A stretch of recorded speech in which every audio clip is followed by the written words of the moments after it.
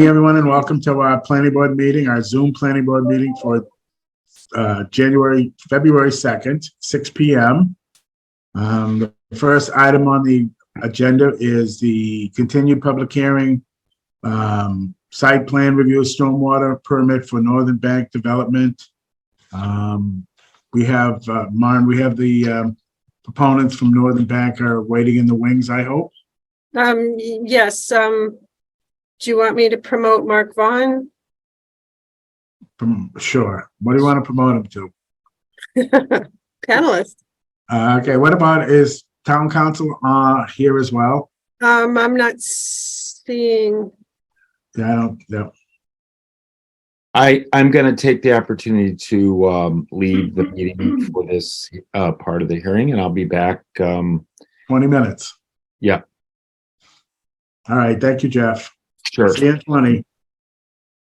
Oops. Yep. Now you Okay, get the hold on. lights. Let's. Okay, and Chris is here on his way. Okay. Sure. Good evening, Mark. How are you? I am well. Good evening, Mr. Chairman and members of the board. Pleased to see you all, and hope everyone is well.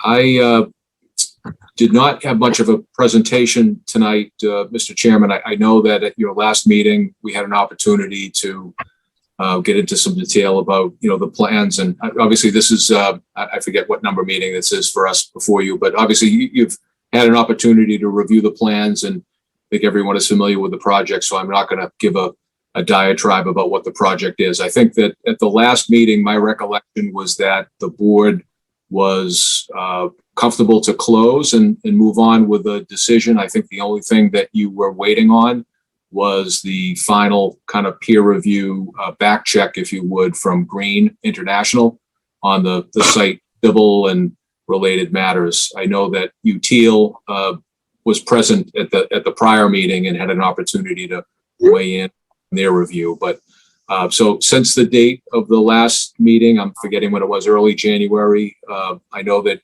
Green provided their feedback. There was a subsequent meeting that took place with professionals from our side, Sean Malone from Oak Consulting, Dan, our architect, and through Maren. Again, I appreciate Maren's coordination of all that. And I believe that the final, all of the comments have been satisfactorily addressed and reflected on the plans. So I believe that that's what the board was waiting on from the last meeting. And I know that there's been a draft decision that's been circulating with appropriate conditions as well. But we're very kind of at a point where we'd like to be able to move forward. And I think that that's kind of where we are. So thank you. Thank you, Mark. Maren, we are all set with the Green and Associates. We have a understanding. You walked through everything. There were no outstanding conditions for them. That's correct. Green was able to close out, defer to the board, or recommend as conditions all of the comments that they did. There were also comments from neighbors and other boards and committees and departments that were added to the bottom of the comment sheet. Since they weren't Green comments, Green couldn't close those out. They weren't their comments. So I went through, after we had responses back from Northern Bank, I went through and I didn't have any that looked to be outstanding to me. So my recommendation is that those are all closed, given the draft decision that we have. Okay, and I see Chris is here to help us on the. I know that you've gone back and forth on the language. There was some questions and concerns about it. So I think the first thing we need to do is decide whether we want to close the hearing and work on the draft decision. Does anyone have any other input that needs to be put into this, or can I ask to close the hearings on this and start working on a draft decision? Does anyone have any? Anna? Hi, everyone. So I just had a question about what Maren just explained in terms of the peer review. So typically speaking, we see the final peer review come in from the actual reviewers. And what we have is handwritten comments from Maren on January 25th. So I guess I just don't understand why we don't have a final peer review that's been signed by UTIL and by Green International on their particular areas. I'm happy to answer that. The version that I used to mark up with my recommendations was the final review from Green and from UTL. Okay, but under the section for comments, there were no comments from the reviewers except for yours. Those were the comments that came in from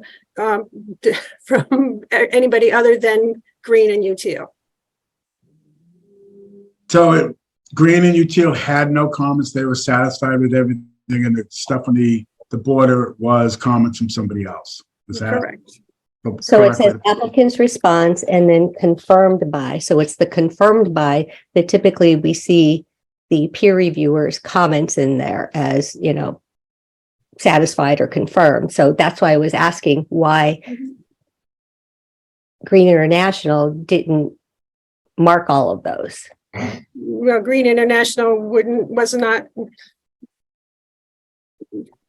I guess I don't know a good way to saying it. Their contract doesn't ask them to reply to other comments from others. It replies to make comments, and then once their comments are closed, to close those out. The comments that they didn't reply to were comments from others. And then I used that sheet to signal that, you know, to review them and then to review the remainder of the comments and signal that my recommendations on those.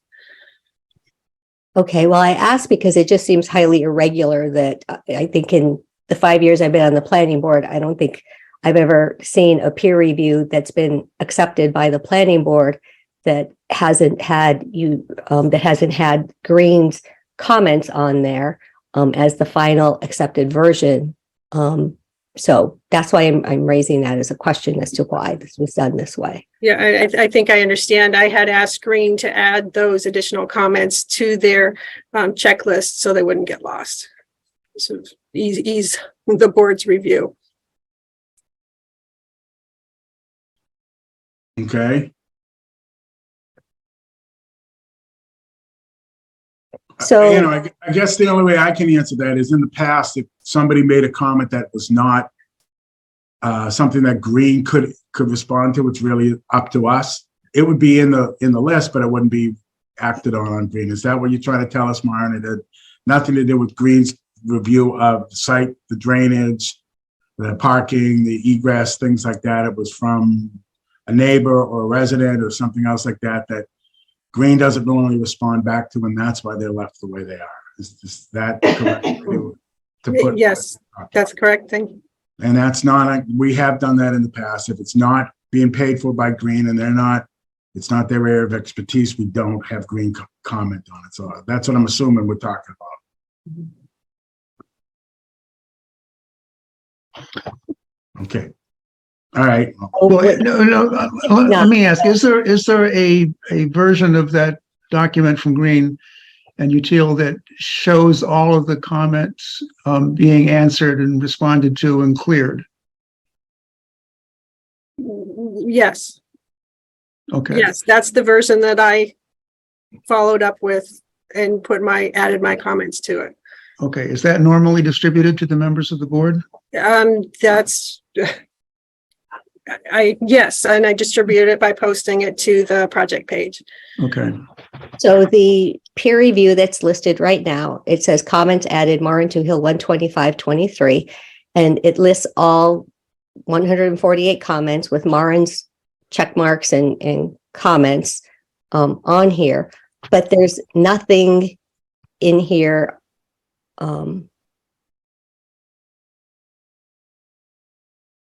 Can I say something? Go ahead, Mr. Vaughn. No, there's a legend up in the top of that has open comments, and from what I understand, Maren, there's no open comments on the matters that Green or Util were looking at, or they would have highlighted them as open comments. That's correct. Okay. Meaning they've been, So maybe if I say it this way, maybe it'll be more clear. Typically speaking, when we see a response sheet, it will say, you know, the applicant's comment, Green's comments, and then perhaps applicant's comments again, and then Green's confirmation. My only question is this.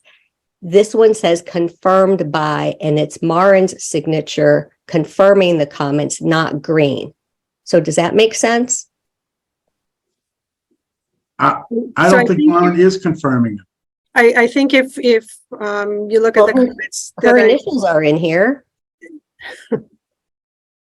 And that's what I'm saying is highly irregular. So, yeah, this was a different method. I was trying to signal and in response to board questions before, whether or not if the comment from Green ended in a recommendation for a condition, whether or not that was included as a condition. So this time through, I went ahead and wrote in there that's reflected in condition number whatever. And if it was a comment that wasn't from Green, I responded that, well, Northern Bank had provided a response, and I provided a recommendation to the board that the comment was closed. okay. All right. So let me just ask. Mhm. So to satisfy this, I would like to see a final peer review with Green having confirmed it, because that's what is typically provided to us. So I'll just leave it at that. And it's up to the rest of the board as to whether or not you would like to do that as well. I asked Lauren last week and again this week if Green and Util were satisfied. She assured me that all the outstanding issues from Green and Util have been satisfied. That's why we're trying to move forward. So I am comfortable that Lauren, acting on our behalf, is comfortable that all the outstanding issues that Green and Util were in Green and Util's scope of work have been satisfied. I'm good with that. I don't know how the rest of the board feels, but I'm good with that. And the fact that there was 143 comments is significant in that all of them have been addressed and all of them have been finalized and taken care of. I don't know how the rest of the board feels, but I'm comfortable. I'm comfortable with it. I trust our town planner and our subject matter expert, so I have no issues with Maureen's decision or the paperwork. Bartlett, what are your thoughts? I think I would have to agree with Delisa that if the comments are clear, then I think we can go ahead. Okay. So any other questions or concerns? Anna, do you have any other before we decide to before I ask to close the hearing and then start talking about conditions of approval? So I guess I would just like to ask Mr. Vaughn, given what we do have in front of us, whether or not these parcels are in play, or are you selling them? Because it indicates, all indications are that they are. I have no idea what you're talking about. What do you mean by they're in play? Where are you getting that from? From the language in the decision, asking for so much flexibility. No, I mean, the language I don't know what language in the decision that you're talking about, but I mean, the bottom line is that it's a project with multiple buildings on it. I don't know if you're talking about the phasing language or whatnot, but Overall, so my question is, are you planning to sell these parcels to another developer or development? I'm not the owner of the property. I'm their counsel. So, but I can tell you, I have no knowledge of any intent for them to be selling the property. They've approached this from day one, several years ago, to come in and do a development that, we think that the town would be proud of, the residents would be proud of, they would be proud of. So I really have no idea what you're asking about, Anna. So, I mean, we would like to proceed with the project as depicted on the plans that have been submitted and would hopefully be approved tonight. Okay, well, I just wanted to know whether or not this property is already being prepared for sale. So thank you for answering that question. Anything else? Anybody else on the board? If not, I'd like to entertain a motion to close the hearing and start talking about working on a decision. Anyone want to make a motion to close the public hearing? Yeah, I'll make a motion to close the public hearing on the Northern Bank project. Anyone want to second it? I'll second it. All those in favor of closing the public hearing, seeing if I'll ask for a roll call vote. Bartlett, Yes. Elisa, Yes. Anna, Yes, and I'm a yes. Okay, so we've closed the public hearing. Now we have a working document that has gone between Chris, Mr. Heap from the town council, and Mark Vaughn. And Chris, can you give us a synopsis of where we're at with that? I know there were a few questions or concerns about it. Do you want to walk through it, or? Well, first of all, why don't I start with the board to see if the board has any questions or concerns about it? Does everyone have the decision? Yes, I do. I read it this afternoon. Okay. Me too. All right.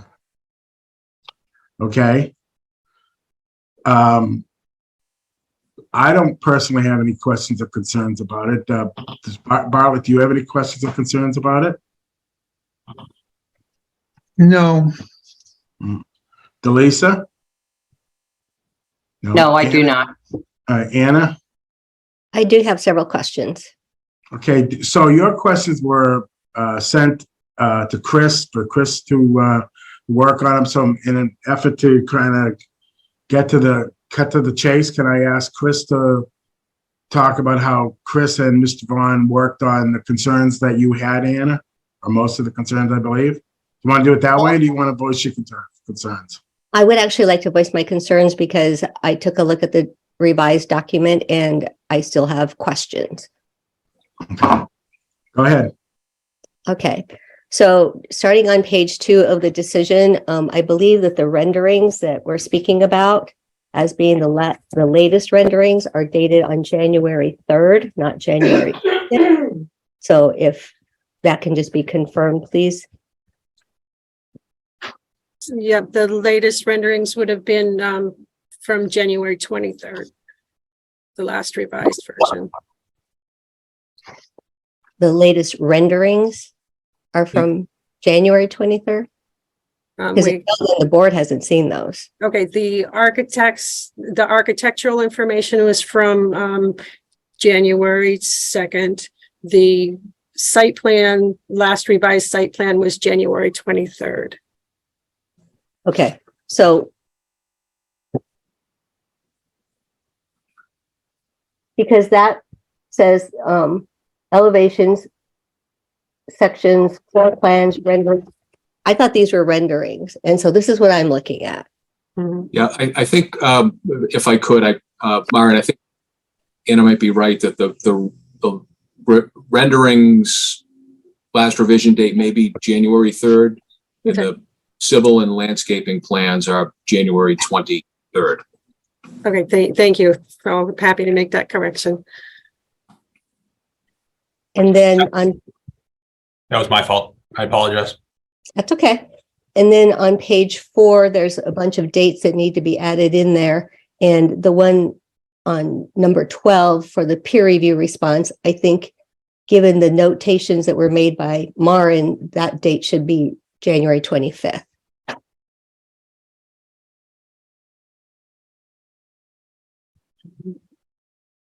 Yep, I'm happy to add that. Okay. So on page 4 as well, when it talks about architectural materials. So does this mean that there are still more architectural materials to come? No, that would reflect the January 3rd date, if I'm not mistaken. That's the correct date. Okay. All right, great. On page 6, under number 4, it is identified to provide a simple table of uses. Well, I'd like to see that table of uses before it's put in there. I And if can we know share what that that, right. if we know what that is right now, we can talk about it. Just a moment. Let's see. Share screen. Share. Hopefully you can see the share screen.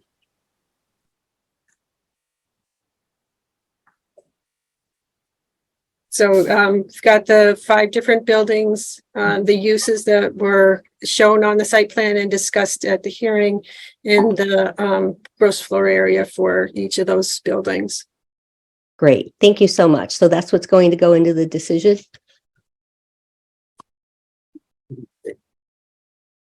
That would be my proposal. That's up to the board. Sure, I don't have a problem with adding it as one of the documents for the decision. Great. Thank you. Page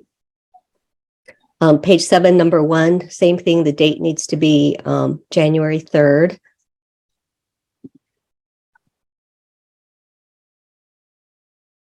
On page 7 as well, under item number 3, I'd like to understand why this is in here, identifying the need for change and that there would be an appointed designee. Again, this is irregular. This isn't something that has been done to identify in the conditions that there is an appointed designee. So I'd like to change the language to say demonstrated field conditions shall be reviewed by the planning board to determine if consistent with the decision, rather than having an appointed designee. I mean, if we're talking that field conditions are somehow going to be that drastically different, then I think it's something we as a planning board should take a look at. So I would suggest that the current process when building permit applications come in, if those are significantly different, if the building commissioner determines that they're significantly different than what was approved by the planning board, then he has the authority to send it back to the planning board. And that's codified in our current site plan requirements. If the board is looking to do something, and then over time, we've also learned that red line or field changes happen quite often, and to require developers to come back to the planning board for every minor change, that is a problem in process. So I think, to me, this condition is searching for the right medium, the right balance there. Well, and if as you explained, then to make it typical, this wouldn't even be in there then, right? Because as you said, if there is something that causes a great deal of change, then the commissioner would flag it and deal with it, right? So then let's take it out then. If you want to leave it in with the designee, I'm good. If you want to take it out completely, I'm fine with that as well. Because that's as Maren said, that's the normal way we do business in town. You know, and actually, I defer to Chris if he has any recommendation on it. I think the condition adds, this is entirely up to the board. I think it adds some value in that it could keep minor non-controversial changes outside of the board's agenda and just allow them to be handled administratively. But if the board prefers to not do that and take up any minor change based on field conditions, I suppose the condition should come out. I don't have a legal opinion about whether it should go in or come out. It seems to me to be a policy choice about what level of minor plan change the board wants to review itself. So having said that, I'd like to leave it in and let the building commissioner decide whether it's a minor change or greater than that and send them to us, just like we've been doing for the past 20 years, 30 years. So why don't we just leave it in? How's the rest of the board feel about that? I agree with that. Bartlett? Yeah, I agree. And, you know, I understand your concern about the designee, but the designee is going to be either the building commissioner, green engineering, because let's just say that there's an issue with the drainage and a pipe has to be a foot lower than it was supposed to be or something like that. Green's going to catch that on a site visit as they're doing their review of the process. If they see it and they okay it, they're our designee. They say it's okay, and we can move on from there. It doesn't need to come back before us if it's a minor or red line revision. So I think that's the way we've always handled in the past, and hopefully you don't have an issue with that. Okay. Yeah, no, as I said, I was pointing out what is irregular to what we typically put in our decisions.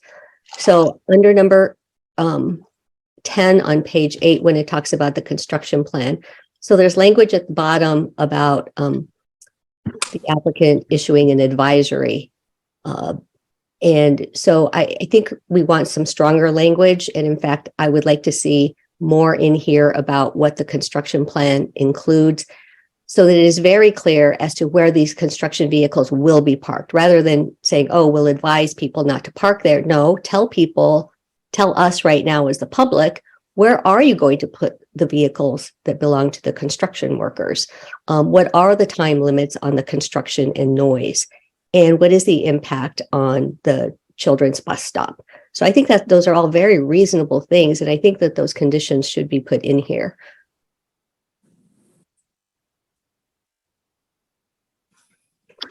So my recommendation is that those are all issues that are usually handled in the construction management document process.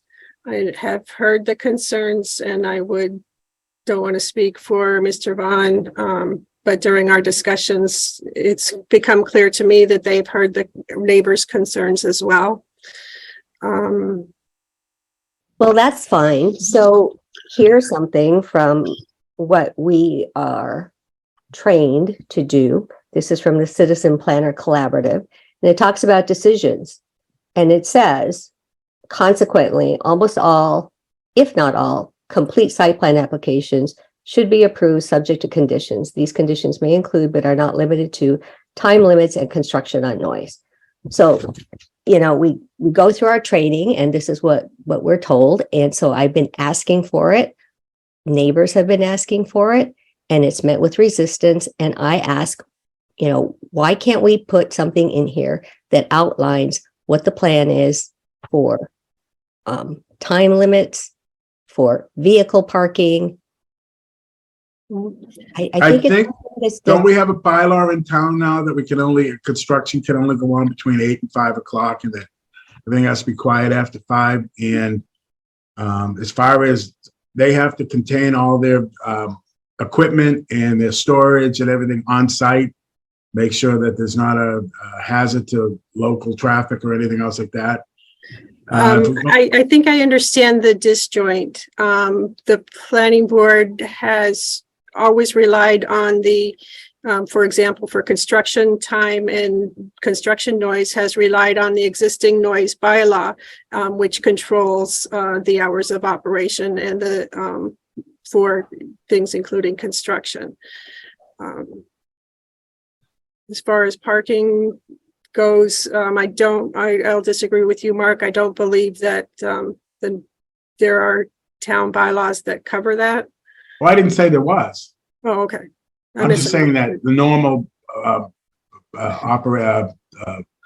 way that a construction site is done is it's up to them to make sure that they're not impacting the neighbors, that most of their stuff is contained on site, unless they're doing like Hager Homestead and renting other properties to house their construction workers. That's up to them to make sure that they're not impacting the residents in the town. It's, you know, we're not going to spell it out. It's up to them to do to take care of that. If there's a complaint, then the zoning enforcement officer, the building inspector, will look into it and make sure that that's not happening. So I agree with you, Martin. A lot of what we're talking about is caught by the bylaws of the town of Littleton.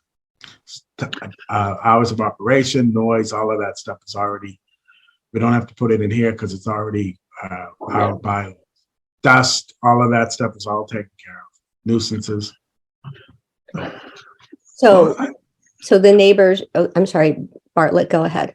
Well, I just wanted to say that during the library construction, there was a very clearly defined plan about equipment and workers' cars and parking and material storage. That was very clearly defined. I do not know at what point before construction started that was written, but there was a very clear agreement at the library about what could go where and when. Exactly. That would have been a construction management plan. If you recall, when the planning board did the site plan review for the library, there was not yet a construction management plan.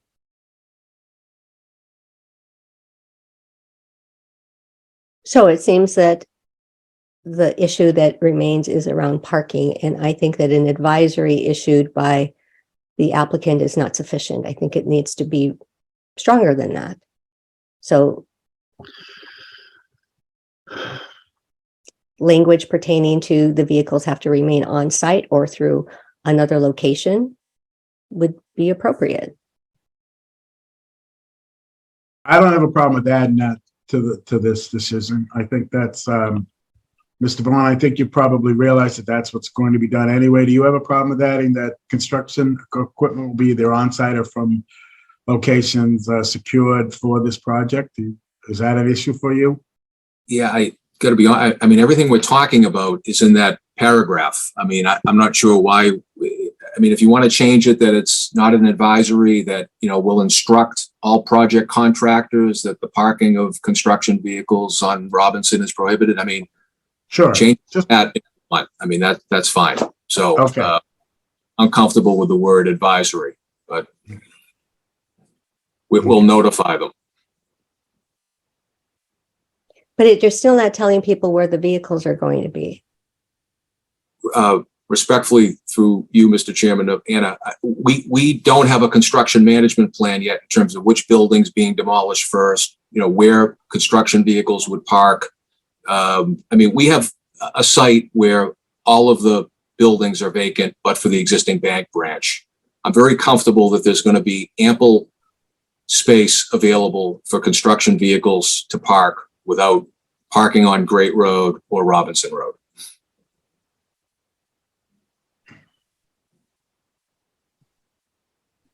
okay. So I wonder, I'm going to put Chris on the spot. Are you aware of any standard condition that the board could add, maybe from another community? I can't recite one off the top of my head. We certainly have any number of permits we've worked on in other towns that have detailed descriptions of what we would want to see in a construction management plan. And if the board wanted to add a condition prohibiting parking on a particular road, it could do that. My only question would be whether it has done that in the past on other similarly sized projects. And as you were saying that, I wonder if a condition that a construction management plan be approved prior to issuance of the first of any building. Demolition permit. Demolition permit, there you go. Yep. That would Is that work. okay?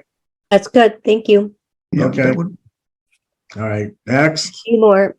Page 8, number 11 speaks to an A&R. So if there is a need to reconfigure, I would suggest just swapping the language around, that if there is a need to reconfigure existing lot lines, that the applicant shall submit an A&R.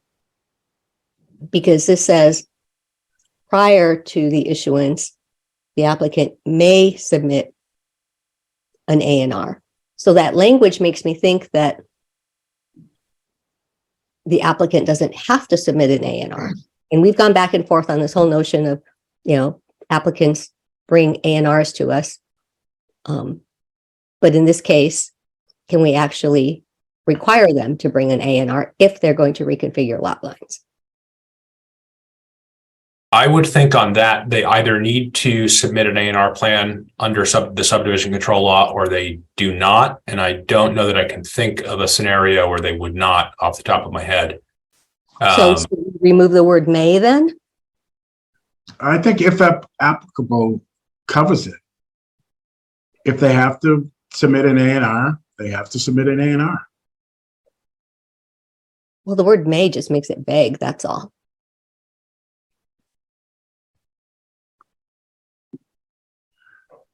How about if we put in the applicant will submit an A&R if applicable to the planning board? How's that? That sounds good. Is that good? Is everybody good with that? Yep. Mr. Vaughn, do you have a problem with that? No, that's fine. Okay, all right. Next. Number 14 on that same page. So again, this feels like there's more language about changing the plans, and I just ask why. I mean, why, if we haven't already received documents from the fire department on the site plan, then what further changes would we see from the fire department? I don't understand that one. Okay, I'll jump in on that one. There's a different interaction that has to happen between the developer and MassDOT State Highway for the curb opening permits. That might require a change in the access at the front. And then the other issue that the fire department has been dealing with is they are just in the process, have just hired a new fire safety person on staff. So there has not been the chance to do the detailed review. Sometimes it happens, I think if the board will recall, sometimes it happens at the site plan stage, sometimes it happens at the building permit stage. It's required to happen before a building permit is issued.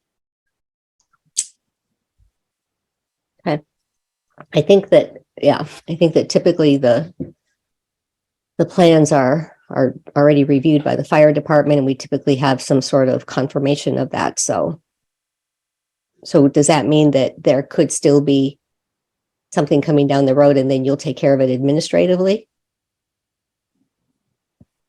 I think as Maren explained it, the plan has been reviewed by the fire department, all the egresses, all the turns, everything's good, all the safety issues around the building's been addressed, and the fire department's okay with that. This is in there just in case something comes out from the state or from the curb cuts, in case they have to come back. This addresses how, if they have to come back before us, how they will. That's how I'm looking at it. Okay, thank you. On page 9, and this is a question. So on page 9, in the second paragraph, it says the foregoing decision shall apply, etc., and may be reconfigured by subsequent site plan reviews as the project is constructed over time. So if there are additional site plan reviews, that comes before the planning board, right? Correct. Okay. All right. So two other things for the conditions. One is that I believe we had talked last time, and it's in our meeting notes from January 5th, around the street crossing lights. And Mr. Chair, you said Monari suggested it should be a condition of approval that it be addressed with MassDOT. So are you saying that we should have a condition of approval that the applicant work with MassDOT for those street crossing lights? I think they're going to have to go through the MEPA process, and it'll be sussed out at the MEPA process, if I'm not mistaken. We can ask that it be proposed that a crossing be there, and it's going to be up to them during the MEPA process for the state to decide yes or no. Chris, is that the way it normally works? I believe that's right. Okay. And we do have to go through the MEPA process. So, yeah. So So can we? Do you want to add it that during the MEPA process that you're going to be asking for a light, some sort of cross light there. It's probably in your best interest to ask for that as well. So, do you have a problem adding it as one of the conditions of approval? Or do you want to just leave it as at the MEPA process, and we will weigh in when you start the MEPA process that we will request a light there? We can do it that way too. If I'm allowed to speak to it, I think Go that ahead. last makes more sense. I mean, otherwise you'd have a condition that we may not be able to comply with because state has jurisdiction over the roadway. So I think, the town will have ample opportunity to provide input during that process. Okay. Is that all right, Anna? I think he's right. If we put something on it they can't get, then that's if that's one of the conditions of approval. But we will, as Mr. Vaughn said, we will have input into the MEPA process, and we will be I'm sure we'll be asking for a crosswalk there. Well, what do fellow board members think about this? Should we add something in or leave it as is? I'm Delisa, fine with leaving it as is. Bartlett, Well, is the condition that they that the bank requests during the MEPA process that there be a crosswalk or a light? Is that what we're asking? no, we're asking that it stay the way it is, that they're not requesting it, that we are going to request during the MEPA process. The town of Littleton will be requesting a crosswalk there. Yeah, I mean, if we have it's going to be up to the state anyway. So Right. all we can do is request. Right. And I think Mr. Bond makes a point. If it's in there as a condition of approval and it doesn't get approved, that could be argued. So I think it's better off for us, knowing full well we're going to be asking for a crosswalk there. All right, so Bartlett, you good? Yeah. Yeah, okay. And so, Mr. Chair, point of order. So when we all just closed the hearing, I didn't hear us asking if there was anybody in the public that had any more comments before the hearing was closed. Maren didn't acknowledge that anyone had their hands up. So, Okay. So the final condition item that I would like to talk about is the charging stations as a condition of in this decision.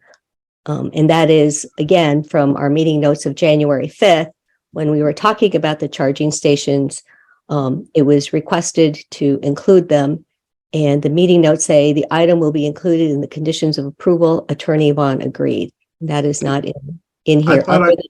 I thought I saw it in there. Isn't there a note somewhere Says about they will explore opportunities. That's not the same thing.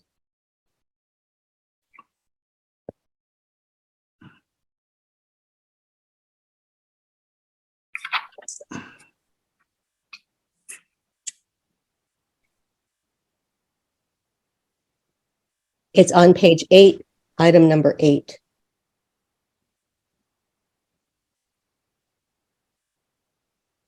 I think the reason for that is we weren't quite sure where they would be. May I speak, Mr. Chairman? Go ahead, please. We don't quite know where they would be located. I think we know that we would need to work with Littleton Electric, Light and Water to coordinate it. But, we didn't really necessarily know where they were going to be and where the charging stations made the most sense. So, we're not trying to avoid it. I think we've indicated before on the record that we're comfortable doing it. So I don't know how you would want to change the wording of it.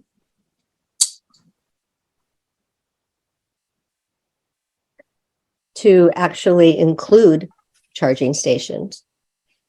Yeah, but he can't put charging stations in if the Light and Water Department decide not to provide 3-phase electricity for him there to do it. So he does need approval. So how about if we put, hold on, let me go back to it again. How about if we put the owner applicant agrees to the installation of electric car vehicle stations shall work with the general manager, that they agree to do it. And it's going to be up to the Electric Light and Water Department to figure out how and where they're going to do If it does, if the light and water department decides it can't be done, then that's not their problem. How's that?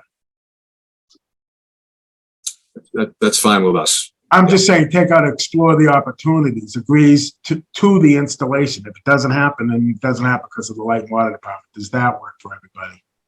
Okay.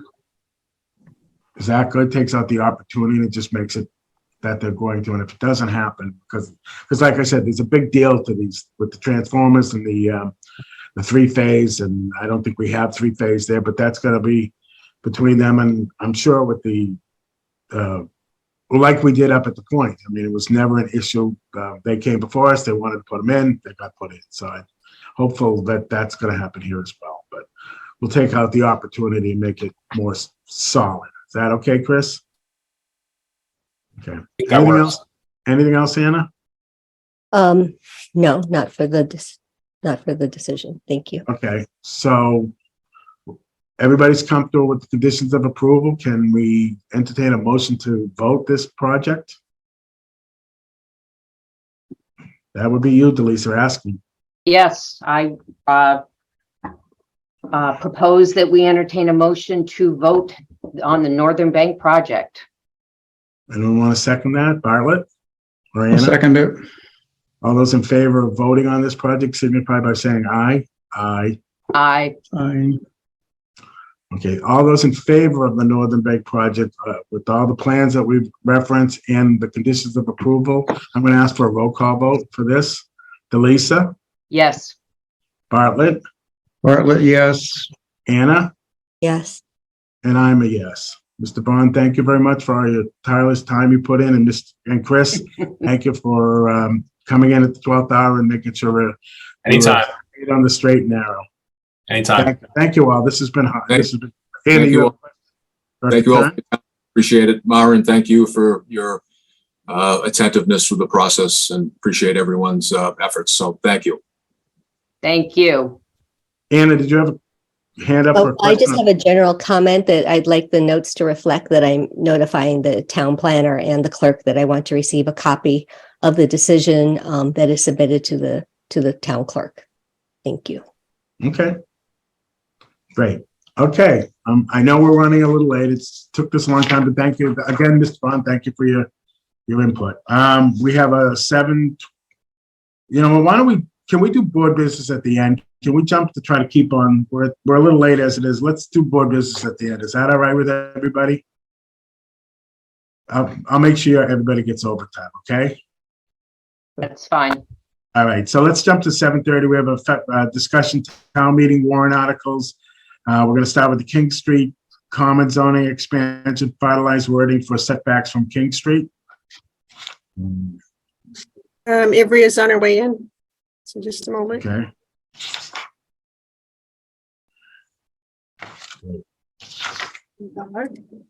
There she is. Can I be allowed back? Yeah, you're Yes. in. Okay. How was dinner, Jeff? What did you have? Homemade pizza. Ooh, Good.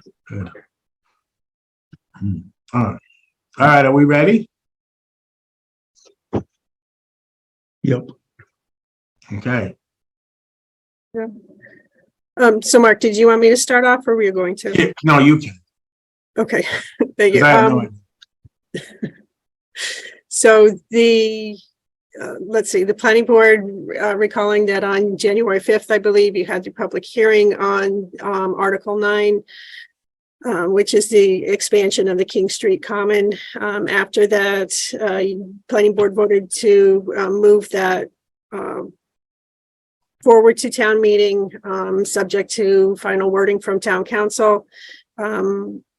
In working with Ivrea on the final wording, I made a presumption about where one of the sections should go. It looks like that might have been an error, because that places the 255-foot setback from King Street on those parcels located southwesterly of Gray Road.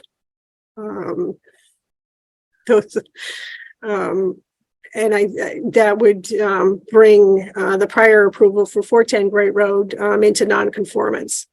So that leads me to believe that wasn't your intention. I asked Mark to permission to add this back onto the agenda just to clarify what it is that the board is looking for.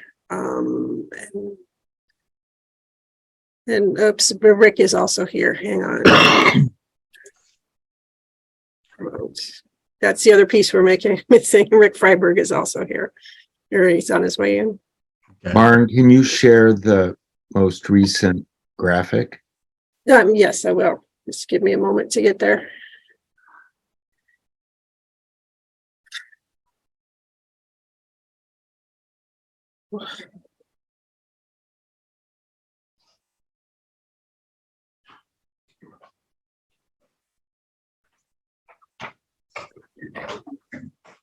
Give me 2 minutes to get there. No problem.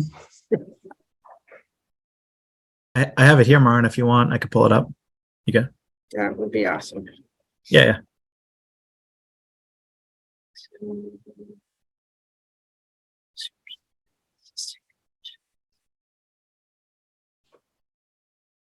Okay. Can you guys see that okay? Yes. Yes.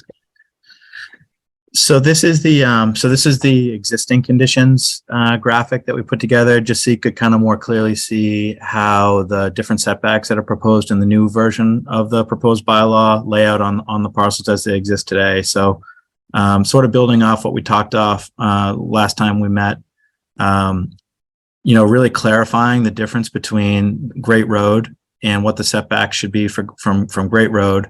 And then in comparison, what the setbacks should be from King Street. I remember, really clearly one of the comments during the last meeting was, the goal of this is not to tear down the existing buildings and build 4-story buildings back in place. And so with that in mind, we've revised the proposed language, particularly along King Street, to say that within 130-foot setback of the King Street right-of-way, which is shown here in this yellow portion of the site, which, as you can see, is about the depth of the existing parcels that are along that corridor, that the height would be determined by the form-based code. In other words, the same height restrictions that are in place today under the VC zoning district would continue to apply. And that would sort of take the burden off of those for redevelopment. In other words, they'd be no more likely to be redeveloped in the future than they are under existing zoning today. And then allowing for a closer setback of 40 feet from the Great Road right-of-way line of 40 feet. And then having that area that's shaded in blue restricted to being 4 stories as a maximum height or 50 feet, whichever is less. The area sort of beyond the red dash line in the middle of the site here is the proposed 6-story height. And so when you look and see how those relate, you can see why we, chose the distances that we did, I think, as we look along King Street in particular. And then what we want to do is make sure that those were consistent with the prior approval for 410. And so we had this second graphic here, which underlays the 410 Great Road master plan concept beneath those same shaded areas, the yellow being the King Street offset and then the blue being the Great Road offset.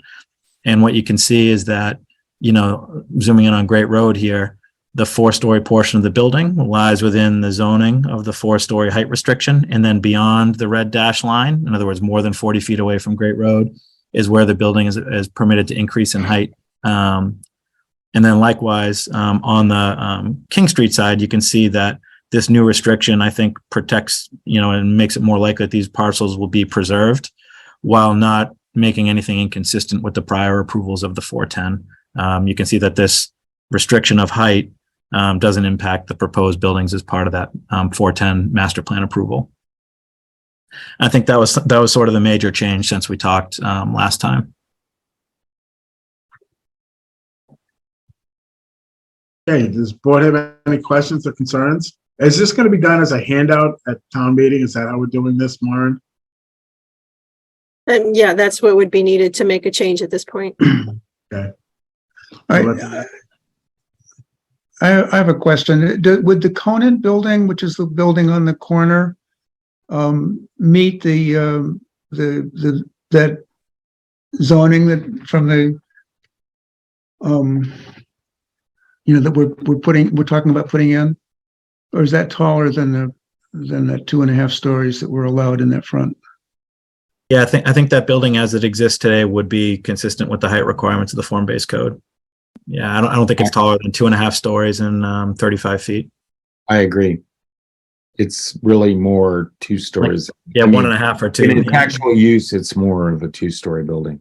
I think that diagram meets my concerns.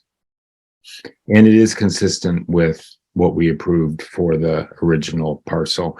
The confusion came when the parcel was added to, and so that seems like it's been taken care of. Elise, do you have any questions or concerns? Anna?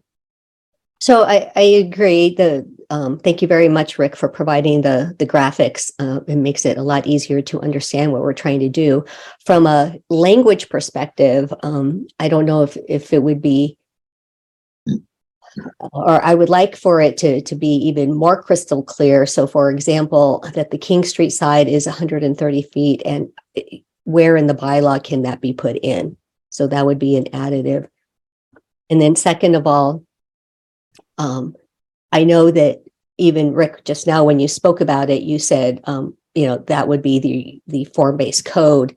Do we need to do we need to qualify that by saying the original form-based code? Because I think where I know I had confusion is if we're putting these new parcels into the King Street Common bylaw, and the King Street Common on King Street over at the IBM site is 255 feet back, and here it's 130 feet back, and it has all of the restrictions under H.A.I. It means it could be at higher heights, right, depending on what the use is. But I think you've heard from Bartlett and Jeff and I that we wanted to remain at the 2.5 feet. So my question, I guess, is, do we need to put the original form-based code just as a disclaimer on there to make sure that there's no confusion? I see. Yeah. So what we try to do here is to create a reference to Article 30, the Village Common Form-Based Code. And that only applies for, so if you start back at here, 173, 233, H, and then at the end of H, there's A, B, C, D, adding at the end of it, E. So this whole area that's highlighted would only apply to parcels that are located west of Great Road. And this talks about the following height restrictions.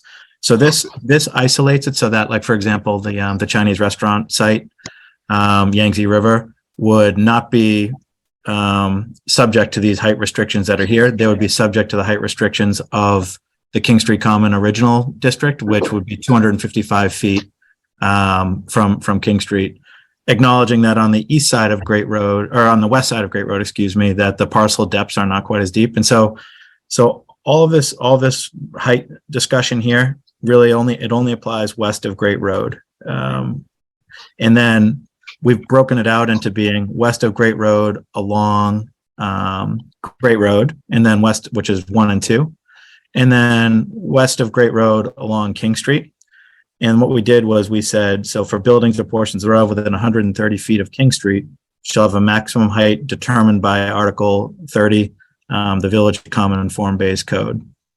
Anything beyond the 130 feet is the 6-story, 75 feet, like we talked about, sort of more in the core of the 410 site and away from the street. So I think by attaching the ordinance reference in here to the form-based code and not to King Street Common, I think this is protected the way that you'd want it to be.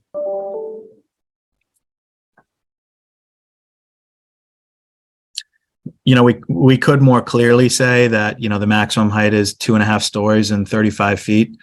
But the truth is, when you read the form-based code, it's actually not always that. It depends on the uses. And so what we thought was, you guys had a vision for the form-based code. Let's let these parcels along King Street continue to fall within that vision, which had different height allowances depending on the uses that were there. Okay. Does anyone else have any questions or concerns? If I could jump in and just request that we be consistent with whether we're using west or southwesterly. Yeah, Yeah. I agree. The southwesterly, I think, is what we should be using. So this is part of what would be on the extra handout sheet then? I'll leave that to Ivrea. That's correct. So the way that it would work is we would have a handout with a new motion for this article, and it would include not just the corrected portions of this bylaw, but it would be the full bylaw. The full edition. Yeah, the full edition. Exactly. The full changes. Okay, is there a problem with that? I mean, sounds like this is the only way we're gonna address it, so we'll do it as a handout at town meeting floor. So that language, we haven't received that language, right? We're looking at it for the first time right now, those last sentences.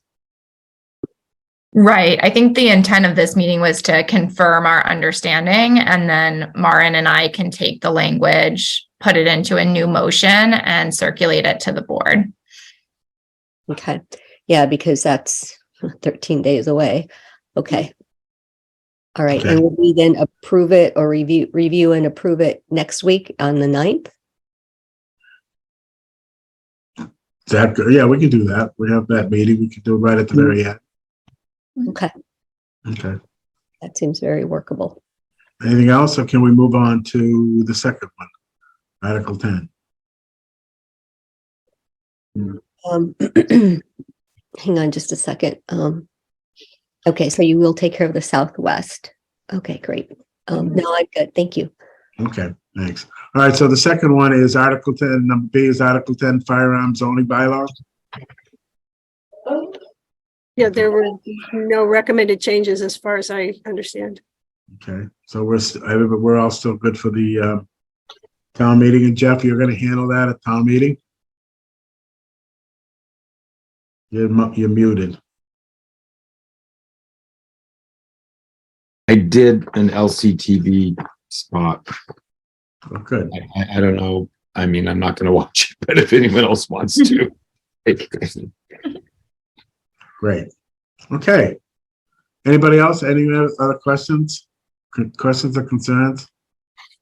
Real quick, so I need to do one of those spots that Jeff did. So Ivrea, if it would be possible to get me that information sooner the better, that would be great. Sure. Yeah. Marin, if you can coordinate with Rick to get the proposed language, I can take a look at that and get a draft by Monday, if that works for you. I'm good with that. And is that timing good for you? Yeah, because I think the taping would be on Tuesday. So then Rick, you're good? Getting us everything, Rick? Just nod. All right, good, great. Okay, thank you all. We're getting close to town meeting. And remember, we have a meeting on the 9th. Okay, thank you, Ivrea. Thank you, Rick. Everyone else. All right, we have 7 o'clock, Littleton Station, MPTA Communities. Update. Okay, just a moment.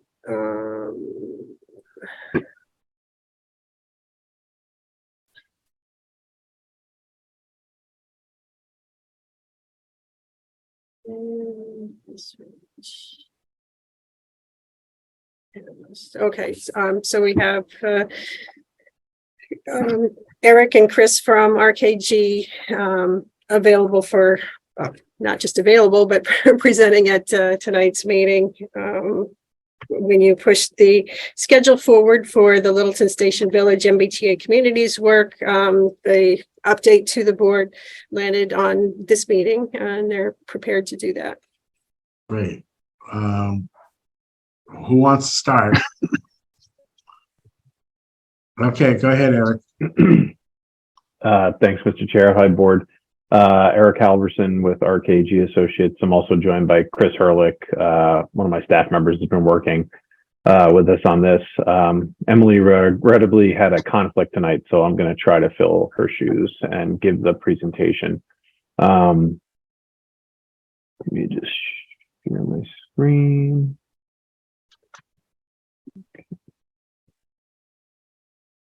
Can everybody see that?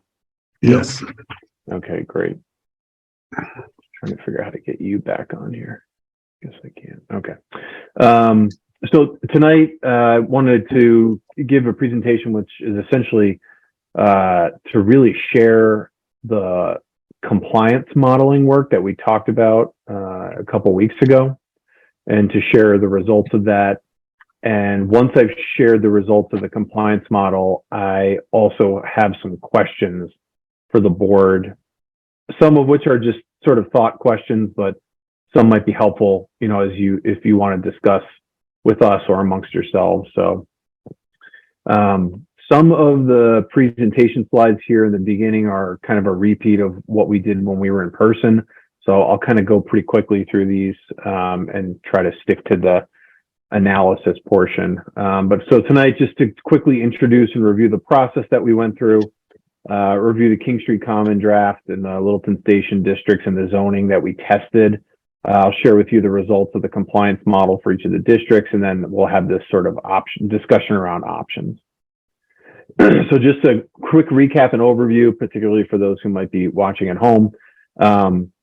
To evaluate the MBTA compliance, there's a couple of different tests or a couple of different questions that we need to ask. One is, do the districts that we want to test actually comply with the guidelines? So we'll go through that tonight. If not, what kind of zoning changes might be required to get you to compliance?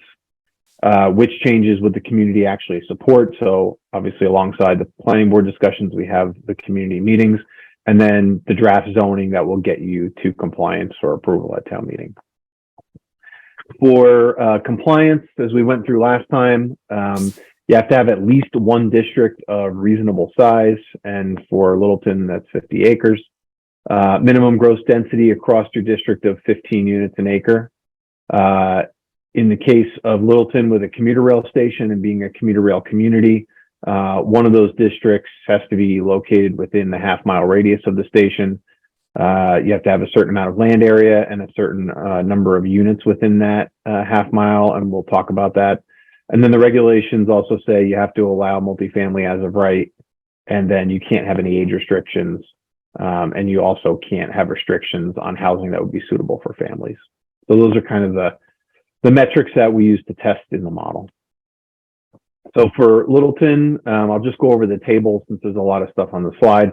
Littleton, as of the 2020 census, had just under 4,000 housing units. So your minimum multifamily unit capacity is 750, and that's generally the minimum for all communities. The minimum land area is 50 acres. Again, that's the minimum land area for most communities. And then 20% of that district has to be located within the station area. Same with the percentage of the unit. And we'll talk a little more about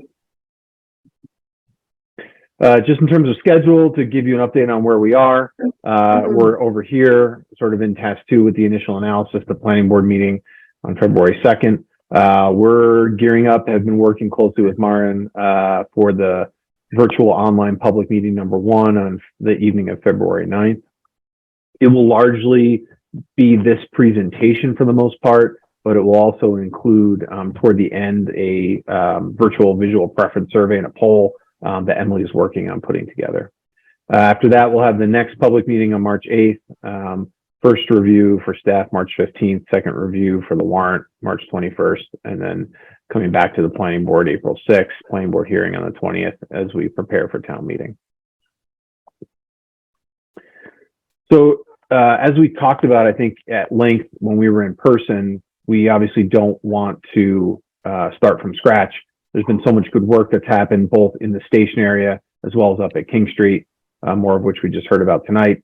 So we're really using that as our jumping off point and trying to model the zoning that's in place, at least in the case of King Street, or the zoning that was proposed for the case of Littleton Station, and testing the different districts there. We are sort of following the amendment processes for King Street and trying to, continue to update the model as that goes through. But the idea would be to test King Street as a component of compliance, and then working through the process of testing and delivering that draft bylaw for Littleton Station based on model compliance and the existing zoning and any changes that we might have to make. So just in terms of the zoning at a really high level for King Street, and the Smart Growth Overlay District. As you know, we have the original King Street, which largely conforms to the old IBM campus, but now we also have the two new parcels that sort of flank the original district on either side. So you'll see in the model that we did, we first tested just sort of the original, I guess what I'll call the original King Street district, but we've also tested this version too that includes all three of these kind of sub-districts.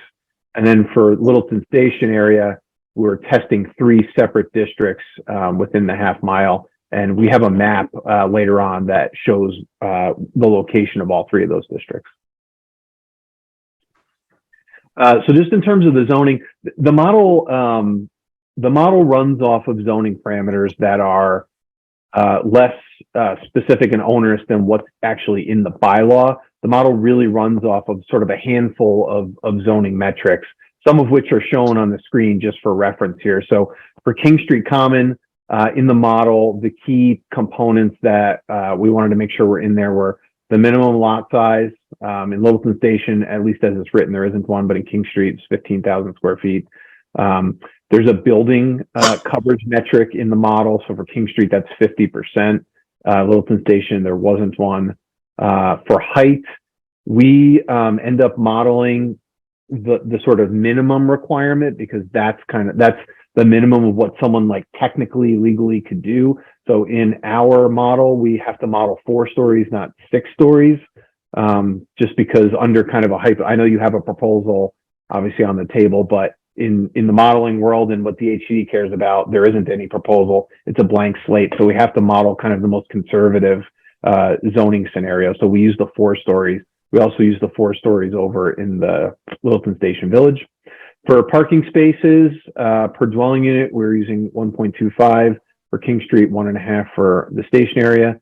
And then there's also a parameter in the model in case your zoning has a maximum density on a units per acre, or if you cap the number of units, such as what was in the Littleton Station zoning, there's a question in the model that asks those. So we've used 20 units an acre for the maximum density in King Street.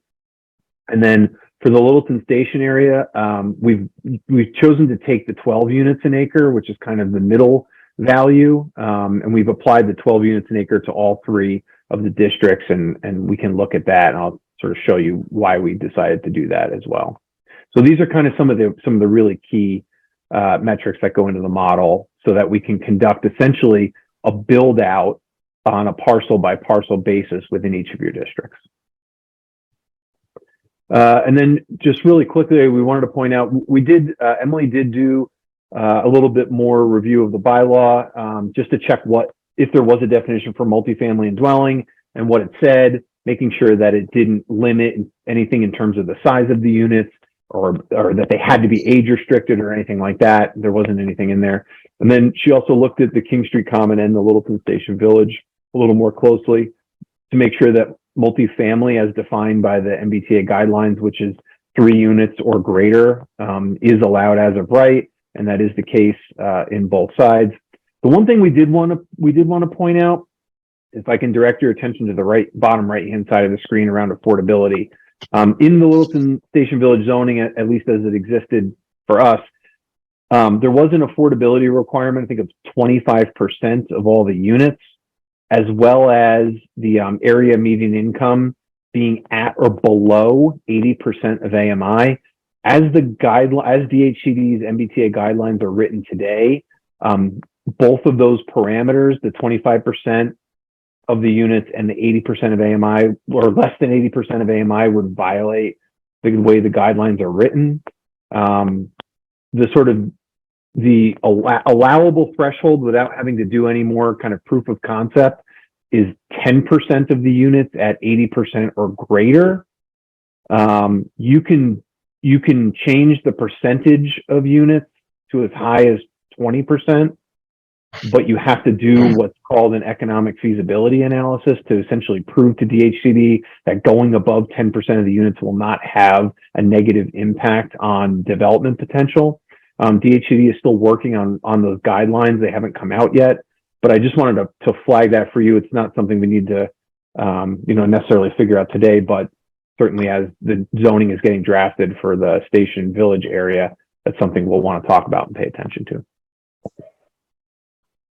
And Emily just wanted me to mention that she's continuing to review the zoning bylaw for any other potential conflicts that we may not have flagged yet. But today's analysis really is focused on both the use of the land as well as those dimensional standards that I went over before.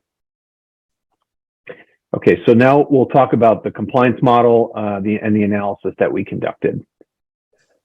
So there's kind of 5 parts I wanted to talk about tonight. We'll very quickly go over what the requirements are again. I want to show you the potential districts that we've tested for compliance, both within the station area, so the smart growth district, as well as the King Street area. I'll show you a little more detail about the zoning parameters that we used in the model. Then I'll show you the model results. And then I would love to field questions and talk about your thoughts on potential pathways for compliance, because there actually are a couple of different pathways. So again, just to review, your commuter rail community, your minimum multifamily capacity is 750 units. So we have to meet or exceed 750 units. We have to meet or exceed a district or districts of 50 acres in size. Within that 50 acres, 10 of those acres or 20% have to be located within the station area.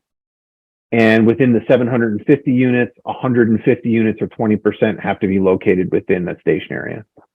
The minimum gross density for a district or a combination of districts we have to get to or exceed 15 dwelling units an acre. So these are the metrics from 750 down to 15 that we have to either meet or exceed to achieve compliance. So I wanted to just mention that in the case of Littleton, although you have to have the 50 acres in size, the minimum of 10 acres has to be located within a district. The districts don't have to be contiguous, so the parcels don't have to be next to each other if they're in separate districts, but at least one of the districts overall has to be a minimum of 25 acres in size. So that's something important to note. And then no district, no matter how many you have, no district that you try to seek qualification for can be smaller than 5 acres. So there's sort of an additional layer that we look at. And so now we'll talk a little bit about the two areas that we tested. Okay, so this map just highlights the first set of districts, the first 3 districts for the smart growth overlay area. You can see we've outlined the half mile, that's the sort of purple ring, the station in the middle, the commuter rail line running sort of north to south in purple. Just for our own modeling purposes, we just needed to call these something. So we're calling them District 1, District 2, and District 3. They go ahead, they run from north to south. So at some point I may say District 1, or I may say the most northerly district, District 2, or the central district, District 3, or the southerly district. But these are the 3 that we modeled as part of the compliance check within the smart growth overlay district. And then just moving to King Street, as I mentioned before, we modeled 2 options. The parcel here in blue, the original, what I'll call the original King Street parcel, is King Street option 1. That's how we labeled it in the model. And then King Street option 2 adds the parcels that are in orange, or what's being considered, at least the way we understand it, for the changes for these 2 areas. And we have the acres here, and you can see that adds about just over 7 acres in total size to the original option. So those are the 5 districts in total, 3 for the smart growth area, 2 for King Street, that we're going to model and look at the results for. Okay, so the first requirement that we need to check is just the district size itself and the location to understand which districts are larger than 25 acres, because we need at least one of those, and which districts are larger than 5 acres if they're not contiguous to the original district. So we've kind of we try to color code each of the districts. These colors go all the way through the presentation, so we just as a visual cue for what's what, and also just to make it a little easier to understand. So Smart Growth District 1, again, this was the most northerly district. It's about a little over 35 acres. Does that meet the station area requirement? Yes, it does. We needed 10 acres within the station area. This is also a potential district that is over 25 acres. So this could be your one kind of key district. Smart Growth Overlay District 2, the one in the kind of skinny one in the middle. It's almost 11.5 acres. Does it meet the station requirement of 10 acres within the station? Yes. It is not 25 acres in size, so we could not use this as a standalone district. It would need to be added to another district. Smart Growth District 3, the most southerly, 30.7 acres. It does meet the 10-acre requirement in the station. It's greater than 25 acres. This could be one of our potential, kind of leading districts as well. When we move up to King Street, the district sizes get a little bit bigger, 40.6. So this is larger than 5 acres for a non-contiguous district, which is great. The only thing where it says no over here, I just want to star this. It's not that it violates anything. It just isn't within the half-mile station area. That's why we have a no there. Whereas these 3 smart growth districts all are within that half-mile boundary. King Street option 2, again, about 47.7 acres. And again, it's not within the station, but you can still use it. As we take a look at the zoning parameters for the smart growth overlay in the King Street, again, these are kind of the key ones that are in the model and that feed the model for calculating a unit capacity build out on a parcel by parcel basis. So as we talked about, we have the minimum lot size requirements, or in the case of the smart growth overlay, we don't have one. The building height of 4 stories or 50 feet. Again, we had to take that minimum value, at least for King Street. The model asks if there's an FAR maximum. For the smart growth overlay, there wasn't. For King Street, it was 2.4. Building coverage, nothing in the smart growth overlay. It's 50% in the King Street. There's an open space question in the model. The model defaults to 20% open space, and even if your bylaw is under 20%, the model defaults to 20% to take into account things like setbacks, ingress and egress, just areas of a parcel that just typically aren't developed that might be outside of open space. So in your open space requirements, it's 5% for smart growth. So the model is just going to take 20. In King Street, it was 0. The model is going to take 20. Even though on the ground, it may not materialize like that, but that's the way the model's set up. Again, this 20% is intended to take setbacks, but the reason the model asks about setbacks is DHCD will flag any, say, a front yard setback that looks sort of egregious. So if a community was trying to use setbacks as a way to limit development potential, and they said, okay, from any street, it's 75 feet is the setback from any street, DHCD would say, hey, wait a second, your parcels are only 5,000 square feet. This would completely shut down development in the MBTA district. So that's why they ask about setbacks. We have parking spaces per unit. That's an input into the model. And then we do have the maximum dwelling units per acre in King Street at 20. And again, I chose 12, which was kind of the middle value for smart growth. And I'll sort of get into why we picked that when we get to the results. Okay, so after we put all the district metrics in terms of the size and the location in the model, and then we put the zoning in the model, we run the model on a parcel by parcel basis, and these are the results, at least the results that are going to sort of drive compliance for the time being. The compliance metrics are organized from top to bottom.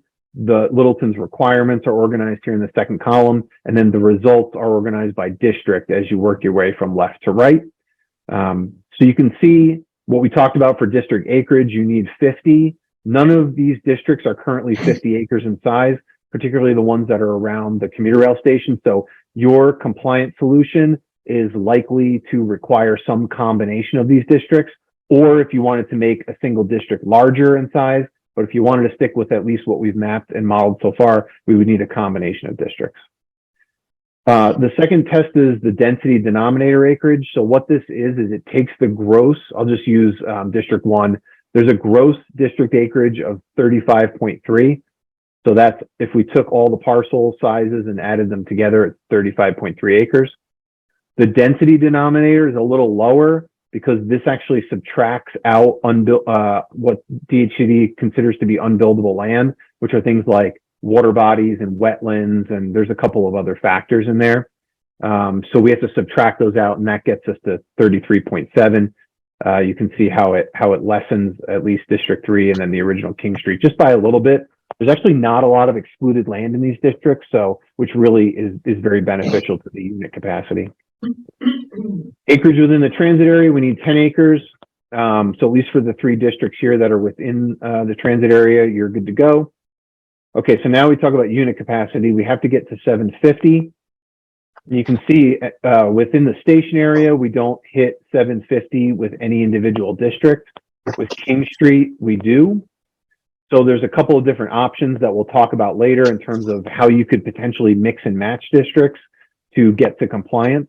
Because remember, we do need 150 units within the transit station area. So because we can't count King Street toward those 150, we will need to have a district, within the smart growth, and then we could add King Street in to boost unit capacity, dwelling units per acre, and other metrics. The last metric, which is often the hardest one I find to reach, because you kind of have to sort of blend the densities. As you can see here, the districts within the station area are all around 12 dwelling units an acre, which makes a lot of sense because in the model I set the parameters to 12 dwelling units per acre as a maximum. But if we blend that 12 units or any of these districts with King Street, which is much higher at 20 dwelling units per acre, we get to about 15 or 16 DU per acre, basically where we need to be.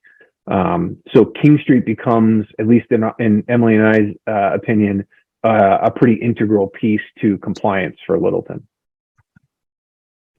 So I might just pause there for a second, because I know I threw a lot at everyone, and just see if there's any questions, Mr. Chair.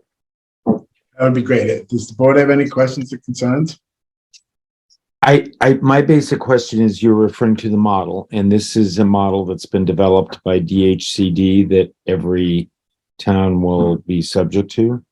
That's correct. The model was developed by DHCD, and it is the official model that anyone trying to come into compliance with the MBTA requirements will have to use. Okay. Okay. I guess, go ahead, Anna.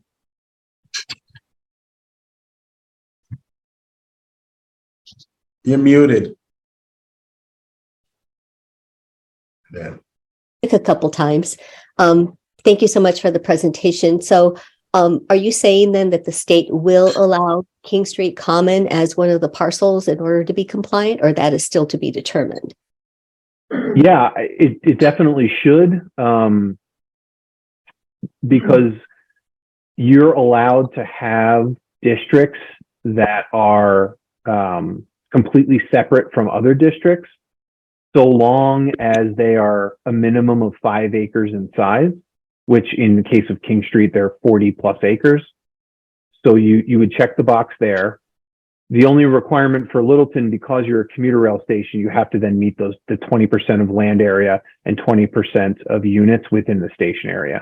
So that's sort of why I was saying it could, if you want to go this route, you would if you want to go the route of including King Street, you would also need to include districts within the half mile of the station.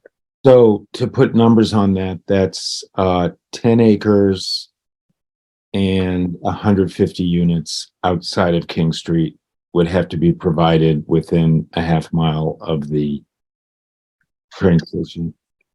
Yes, that's exactly right. Yeah, basically what I have here on the screen for acreage within transit area and units within transit area. Okay. Yep.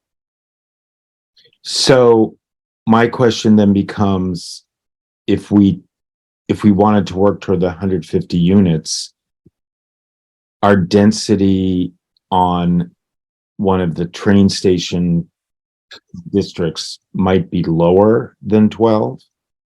And as I recall, you showed us something that was like 20, 12, 8, or what was it?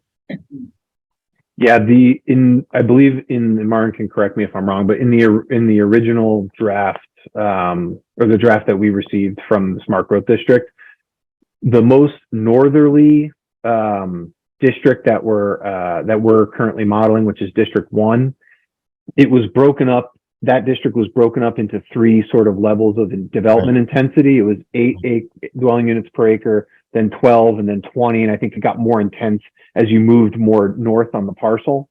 Yes. So under, sort of working this into that original work, there would be at least 10 acres of that parcel that would have this 12 unit per acre density. Well, or whatever, to get to 150 units. And the rest of the parcel could be different, but in that case, would you just zone the district for the, for this MBTA communities, or could you wrap the whole parcel into that? That's a great question. And one of the things that Emily and I wanted to pose to the board tonight about how you might want to move forward, or how we might want to talk to the community about this in the first meeting. Because the point that you just brought up is one that we've sort of been mulling together. And I think if you, when I was modeling this, if we just used Smart Growth District 1, which is the biggest, I think we could go as low as 9 to 10 units an acre if we include the original King Street property at 20.5 dwelling units an acre. If we blend those two, we get really close to the 15 dwelling units I overall. see. You have to blend into the 15. Okay. So it's not just a simple adding and subtracting, you have to blend. Yeah. And I guess what I would say, and the board, this is really good information. And, since we've just seen it, it's hard to digest.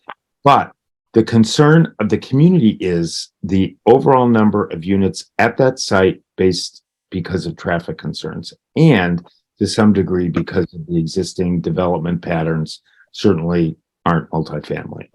So the extent to which that site, and I'm really pleased that King Street is going to really help us out with this, but it will give us some flexibility in, not having to grab every last acre and unit within that half-mile radius to meet our obligations.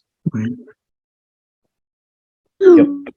I think if that's the direction that the town would like to take in terms of, sort of using this to meet its obligation or its requirement, then I think what you said is correct. And at 9 to 10 dwelling units an acre, we have a slide on this a little later, and what we'd like to talk to the community about as well is like that really to me is more that like missing middle housing option that I think folks have been talking about, and I think you all shared with us at that first meeting. Okay. Can we keep going? Sure.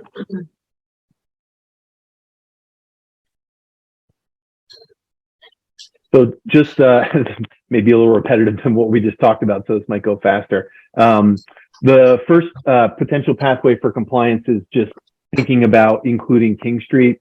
Emily and I, feel sort of as your consultants that it would probably be beneficial, since you already are working so hard on this district. To us, it only makes sense to include it.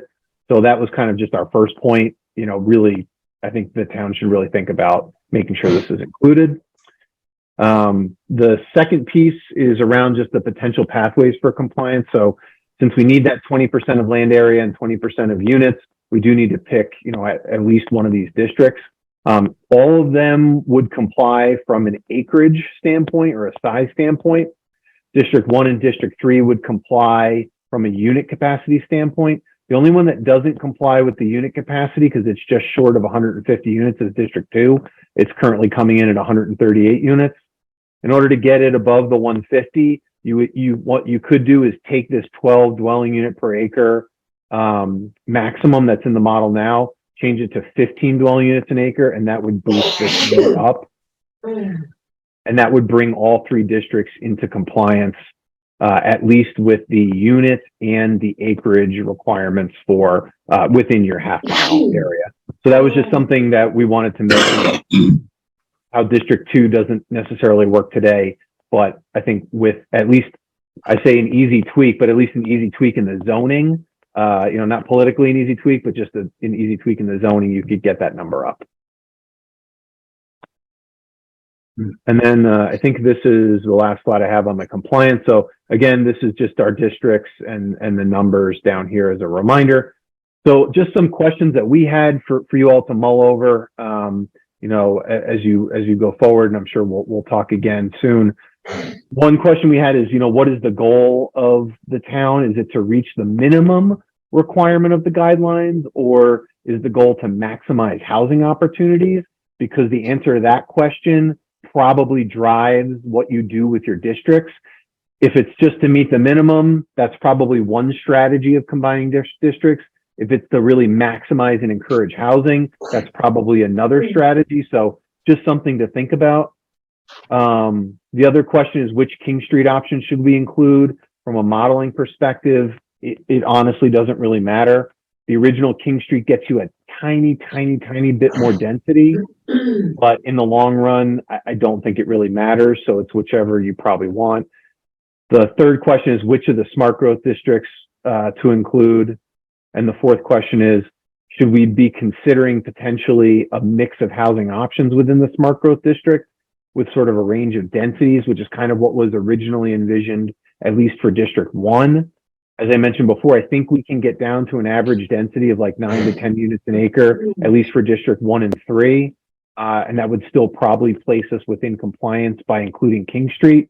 So again, if that kind of a little bit lower density, missing middle housing is really attractive to the town, that's something that we, through the model, and then Emily through the zoning, would want to know. And this way we could play with that.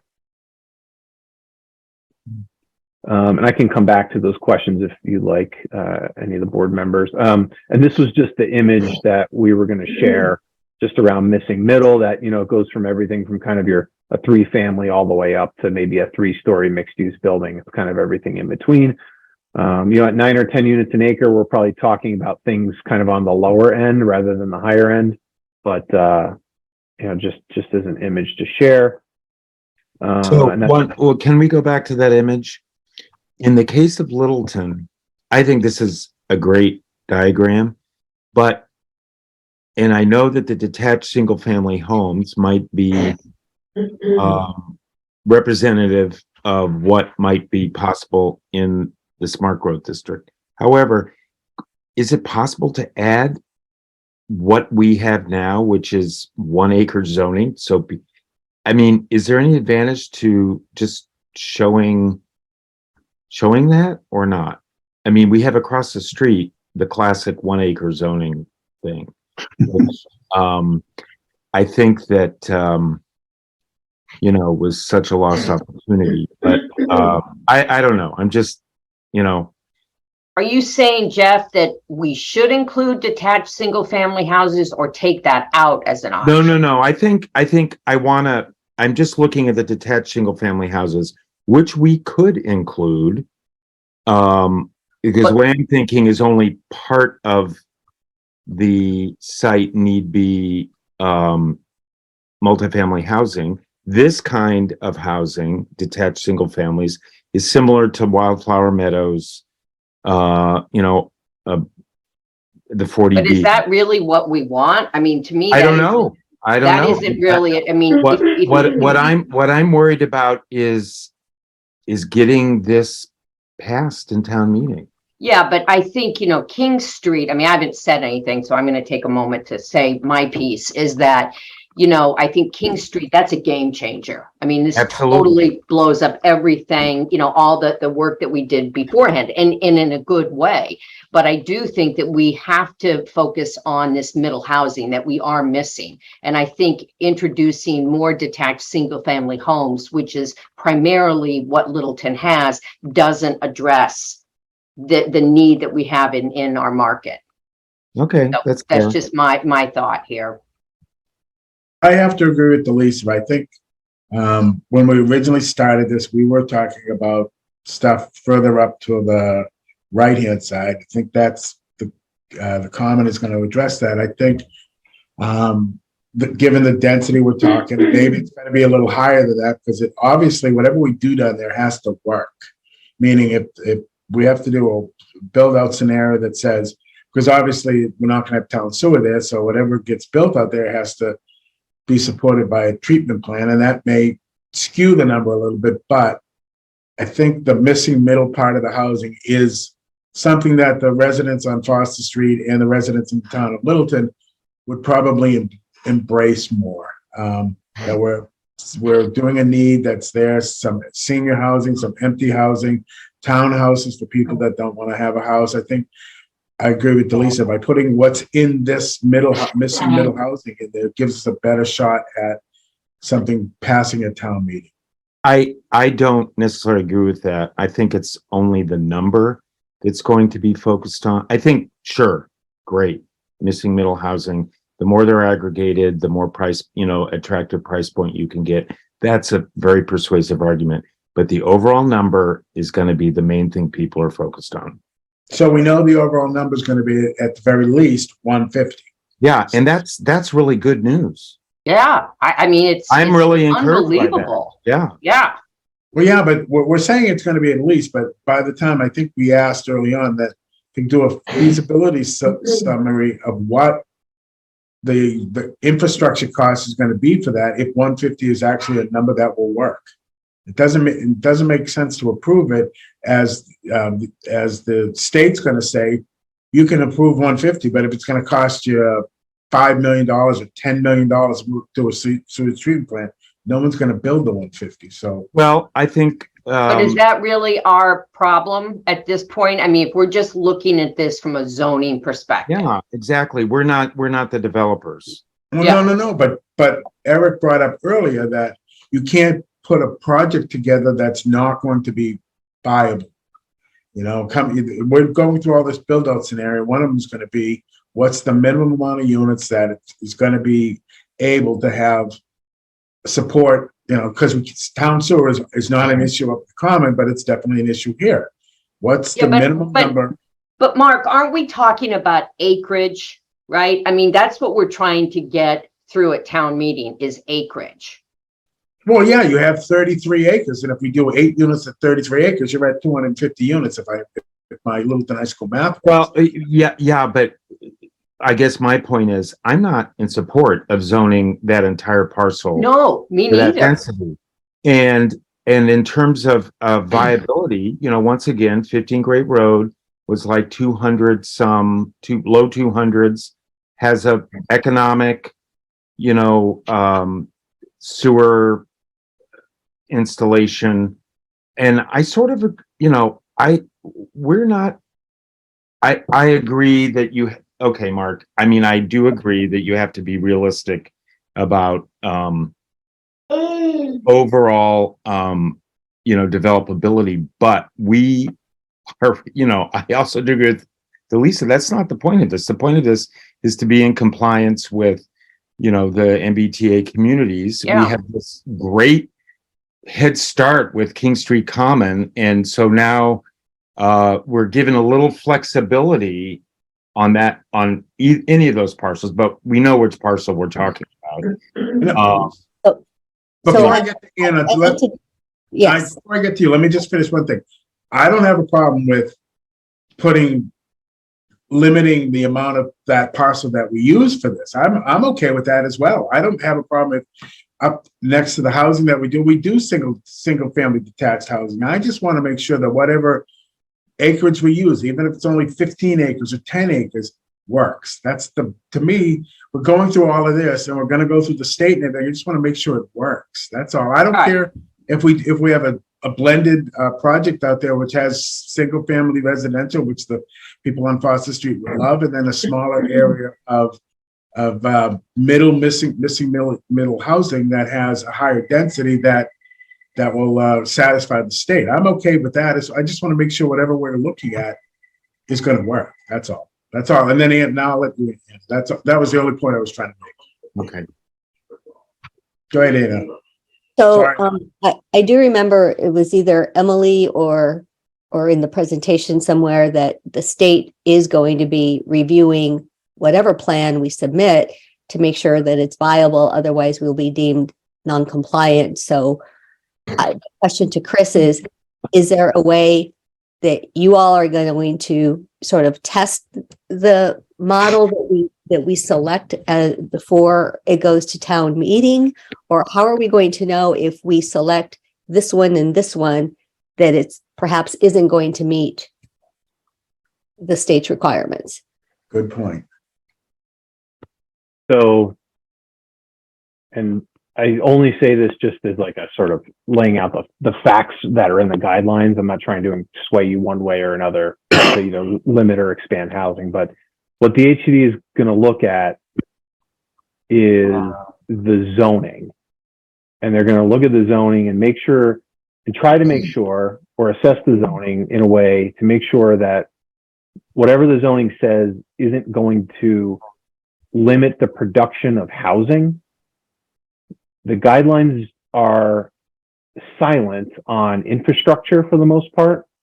They're silent on package treatment, sewer, septic. They have sort of made the decision to leave it out because of, Mr. Chair, what I think you were talking about is if somebody wants to make it work and the zoning is permissive enough, they'll figure out, they'll put a package plan or they'll do something, they'll figure it out.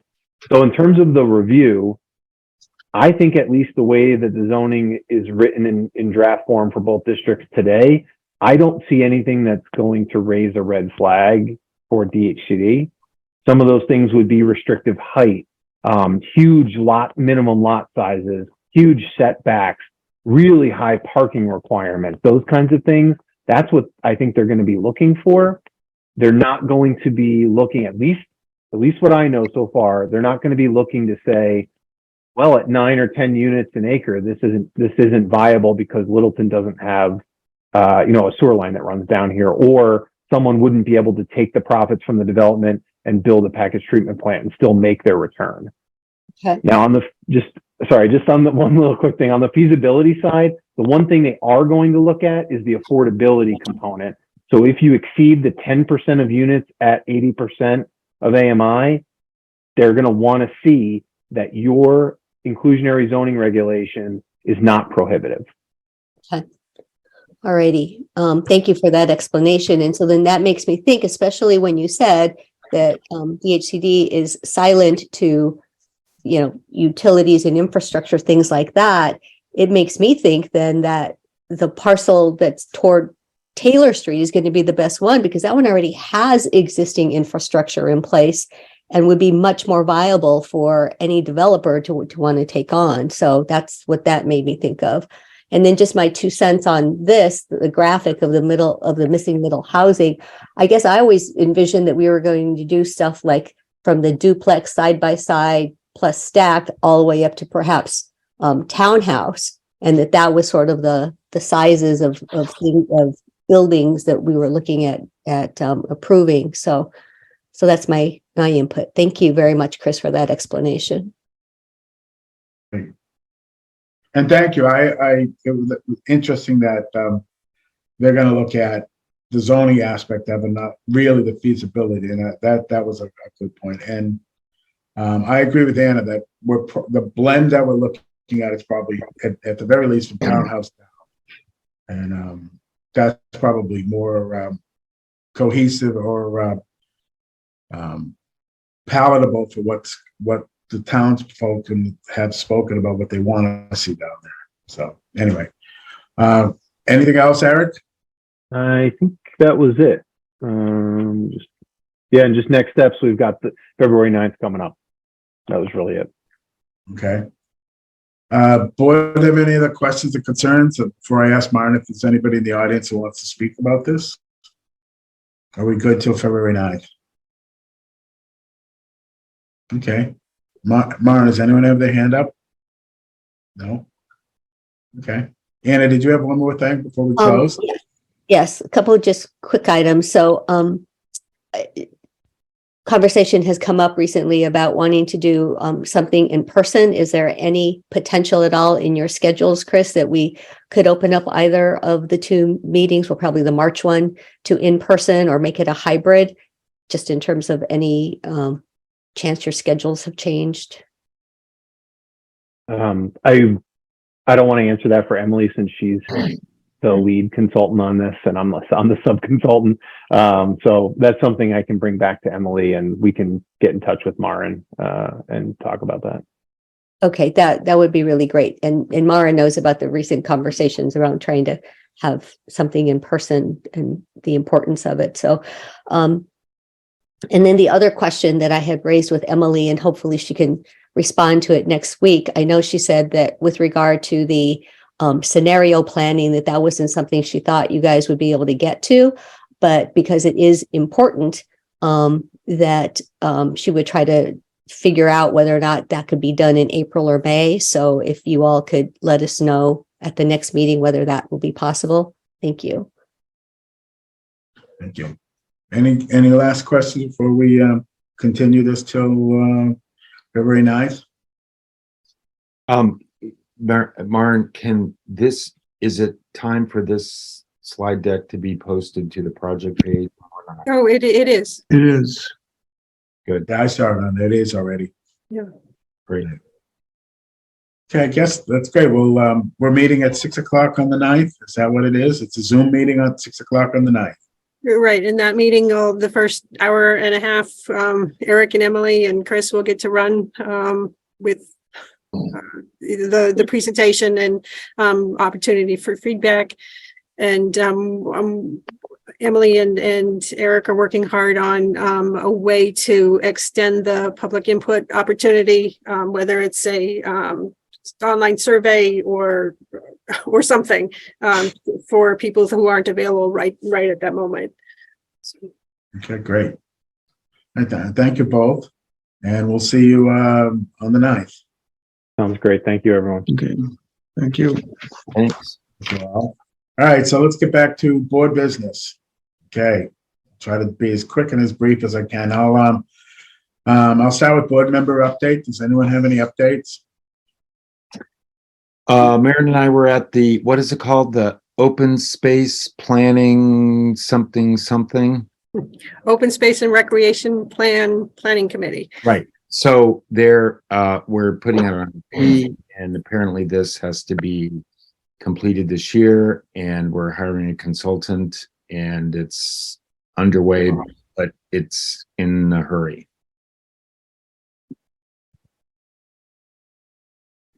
Okay. Anything else? Go ahead, Anna. CPC met on January 18th, and they're researching steps to move to a 3% surcharge on property tax from the 1%. So that's something. And Maren and I met and attended a PAC meeting to grade the position of the assistant town planner. Maren, did you want to provide an update on that? Certainly. From my point of view, it wasn't a particularly successful result. The grading of the assistant town planner position came out at a 9, which is, for example, it's one step below the assistant conservation agent, and it's same grade as the field lister from the assessor's office. It didn't rise the way it's written now. It didn't rise to the level of assistant assessor or some of the other assistant titles. So it's next steps at this point are not quite clear. Been focusing on grant applications and meetings and board business. What can we do? I mean, can we put input into this process or? Thank you. I need to meet with a HR director with Michelle and go over what some of the options are. Well, when I saw your draft posting, it was quite extensive for requirements. And if there's no, commensurate money, then it might be a problem. Yeah, and I shouldn't have keyed only on the grade itself. It is the money that's tied to it and whether or not we can, in this market, can hire a quality candidate. Okay. Anything else? Any other board update? Bartlett, anything? Only that there's going to be a walkthrough at the Indian Hill Music Building on Saturday morning. Because the town is thinking about buying it. Great. I think Anthony Ansaldi is going to lead it 10 to 12. Great. Hmm. Anything else? Delisa, do you have anything? Nope. I don't have anything. All right, how about minutes? Anybody have any problems with the minutes from November 16th to December 1st? And January 5th, actually. There were 4 sets, November 16, December 1, December 14, January 5. Yeah, I already missed that one. All right, all right. Anybody have any problem with those 4? Or can we lump them all together and get them approved? Having here nothing, I'll entertain Well, a motion. hold on a second. On the November 16th minutes, and the paragraph on the first page, it starts with Gary Wilson. There's a phrase that didn't make any sense to me. 800 units within a. No, I can't read my own writing. But it just didn't make any sense. I think this is the last word that. What? What date? On the November 16th. There's a paragraph that starts Gary Wilson. Okay, just let me know which page that is. So I think it's the first page. Okay, I'm happy to go back to the tape and clean up that All right, phrase. I'll look at it again and send you what the word is. Thank you. Bus terminal. It says bus terminal. Oh, okay. Well, yeah, you're not going to put 800 units inside of a bus terminal. I hope. Okay. Yeah, well, and actually, I know where that question comes from. It comes from the part of the legislation. Okay. I hope it doesn't refer to the bus terminal in New York, Port Authority terminal. All right, what about, everything else is good? I thought so. Anyone else? Anna, did you have any questions or concerns? No. All right, I'll entertain a motion to approve the 4 minutes as presented with the corrections as discussed.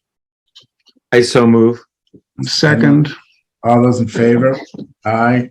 I aye. Aye. Okay, bills. Have any bills? Do not have any ready to present to you this evening. Good No question. bills?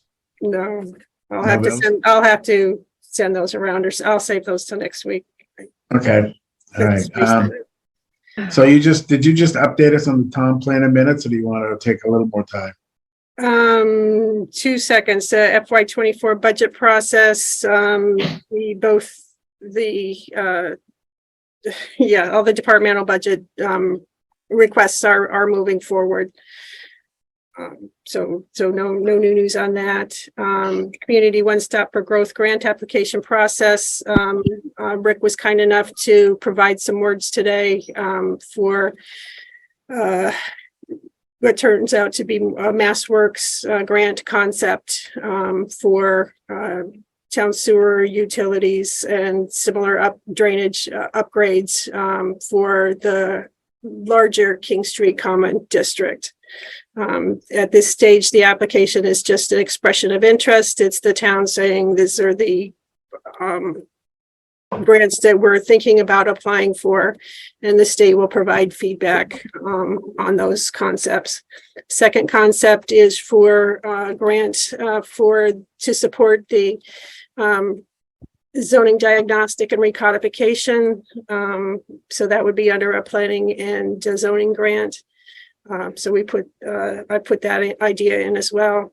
The other grant ideas so far don't fall into the one-stop bucket. There were some ideas for some complete streets work, but that's a separate grant process. So that's on a different timeline.